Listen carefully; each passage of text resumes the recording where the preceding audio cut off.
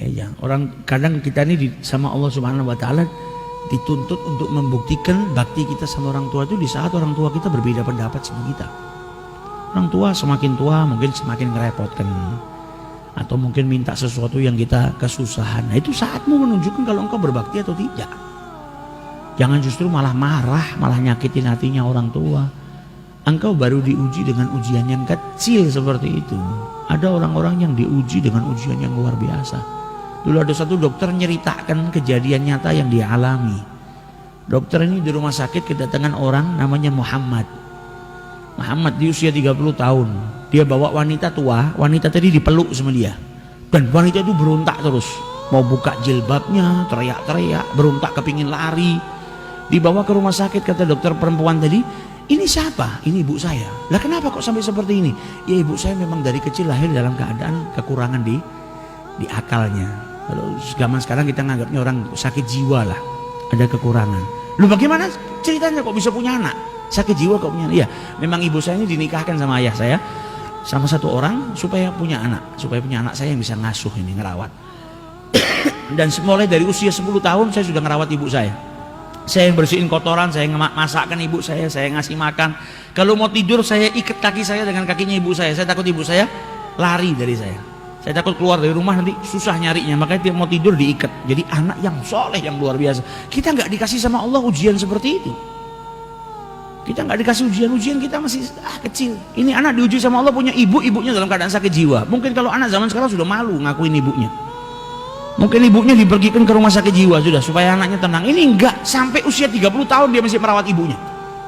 Lah kenapa dibawa ke sini? Ya ibu saya punya diabetes sama punya darah tinggi, ini saya kumat, saya bawa ke sini ke rumah sakit. Dan dipegangin ibunya ngelepas jilbabnya, nyanyi semua. Anaknya sabar luar biasa. Maka kata dokter tadi, kenapa tidak kau letakkan di rumah sakit jiwa? Ibumu kenal nggak sama kau? Nggak tahu. Sampai detik ini ibu saya nggak tahu kalau saya ini anaknya. Lah kalau gitu ngapain kau asuh? Kau letakkan rumah sakit jiwa dan kau bisa membina karirmu. Tapi yang menciptakan ibu saya tahu kalau saya anaknya. Allah ini nggak pernah lupa.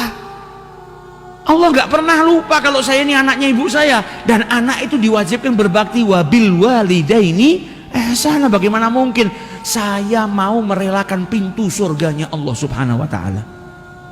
Tiap hari saya berjuang, mau ibu saya kenal tidak kenal dengan saya, yang penting saya harus berbakti supaya tiap hari ada pintu surganya Allah yang terbuka buat saya. Ini baru luar biasa baktinya.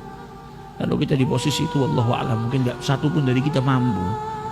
Dan ibunya ketika di dalam ruangan dokter tadi ngelihat acara TV di Mekah, maka ibunya tanya, kapan ke Mekah? Kapan ke Mekah?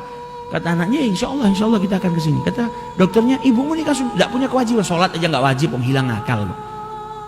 Kenapa ke Mekah bareng? Dia bilang, ibu saya setiap punya keinginan apa, saya akan berusaha untuk mewujudkannya.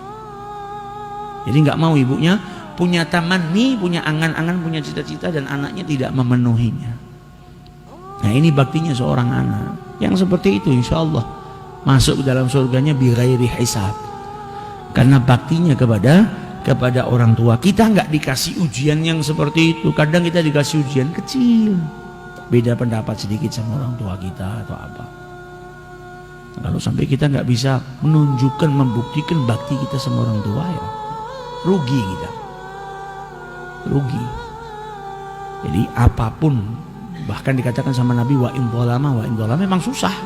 Masa kita dizalimin kita suruh berbakti? Susah, karena imbalannya surganya Allah Subhanahu wa taala. Enggak gampang untuk dapetin surganya Allah Subhanahu wa taala.